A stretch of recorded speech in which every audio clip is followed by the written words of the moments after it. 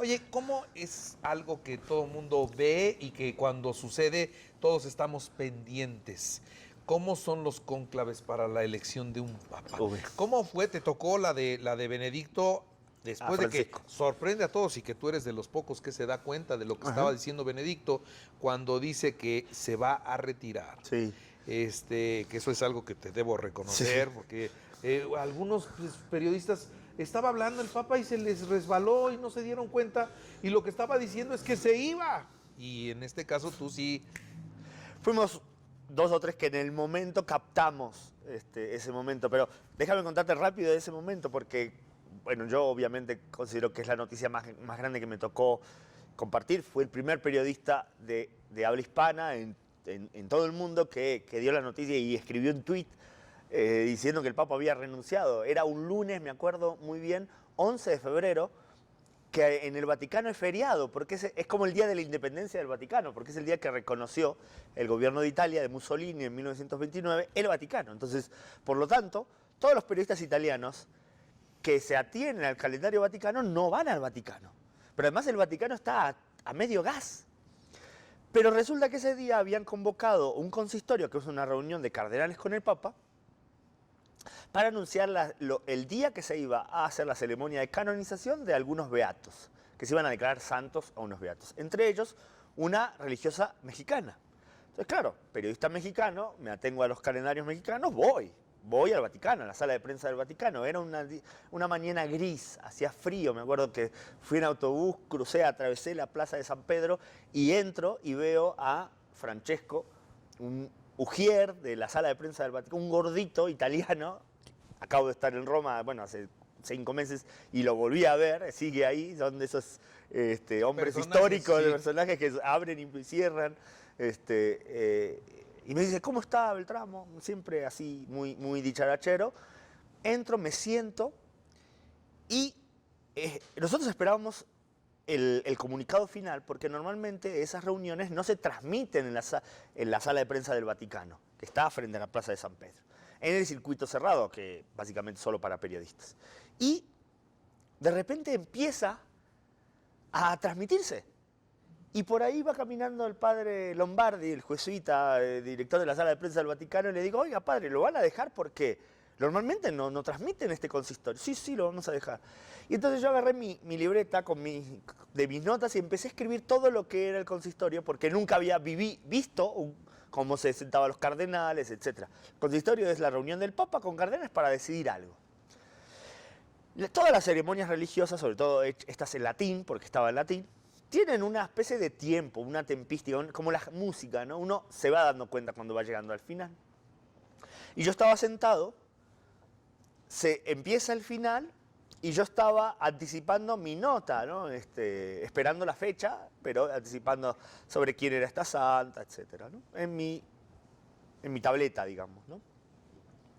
Y en ese momento escuchó que cuando tiene que entrar la bendición, el Papa está mirando un papel y está leyendo un documento.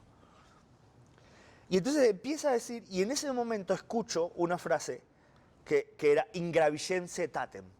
Que Ingravigense Tatem es el título del documento vaticano de Pablo VI, del Papa Pablo VI, que por primera vez introdujo la renuncia de los obispos. Antes los obispos morían, hasta los 100 años, ¿no? Sí. Y entonces el Papa Pablo VI dijo, no, a los 75 años que presenten su renuncia y el Papa se las acepta o no.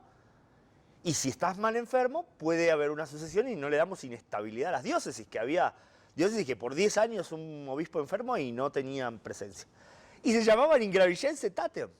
Entonces yo cuando dije esto, algo tiene que ver con la renuncia, en ese momento dije, me doy vuelta y me agarra un periodista francés, Charles de Perpero, de una agencia francesa, y me dice, ¿el Papa está renunciando? O sea, no me lo afirmaban, me estaba preguntando. Y yo le dije, Entendimos lo mismo, no, sí, no. Y en ese momento una colega, Giovanna Kirri, de la agencia ANSA, que estaba justo ahí, enfrente a nosotros, se levanta y dice, muchachos, el Papa está renunciando. Entonces yo me alcé y le dije, porque ella tenía su teléfono cerca, y entonces era la conexión rápida al director de la sala de prensa, llama al padre Lombardi.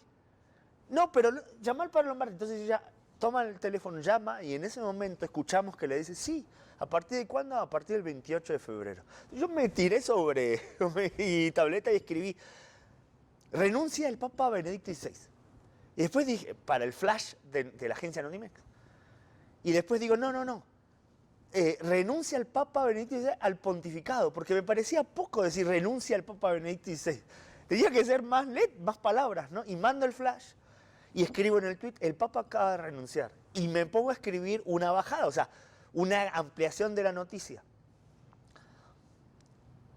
Y mando el Papa en un consistorio ordinario público, renunció sorpresivamente a su puesto, confirmado por la sala de prensa del Vaticano. Pum, lo mando y escucho a esta colega italiana que empieza a llorar. Empieza a decir, el Papa renunció, ¿cómo es posible? Y otro colega de la televisión italiana que la empieza a consolar y le dice, no, estate tranquila. Y entonces en eso sale el vicedirector de la sala de prensa del Vaticano con un papel y dice, este es el texto de la renuncia. Entonces yo me lanzo y empiezo a escribir y me meto tanto en mi computadora que no me doy cuenta, y cuando termino la nota, la tercera nota que mandaba, me levanto así y la sala de prensa estaba llena de gente. Había por lo menos 200 periodistas y yo no lo había captado. No lo viste llegar. De hecho, en ese momento, cuando me dan la hoja, yo lo que agarro el teléfono que tenía, lo pongo en grabadora y la pongo en una bocina que había del circuito cerrado. Y de ahí después escucho al decano del Colegio Cardenalicio, el cardenal Ángelo Sodano, que empieza con esta frase: Santidad, usted nos acaba de hacer como un rayo en cielo abierto, digamos, ¿no? Así lo dijo, es una frase italiana. Y ahí empieza a hablar de la renuncia.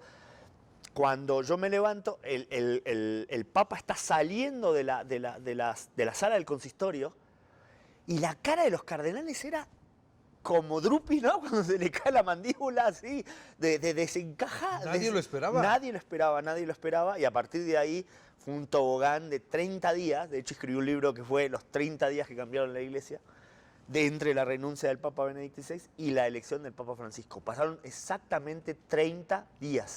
Disfruta de esto y más en mi canal de YouTube, Carlos Martín Huerta.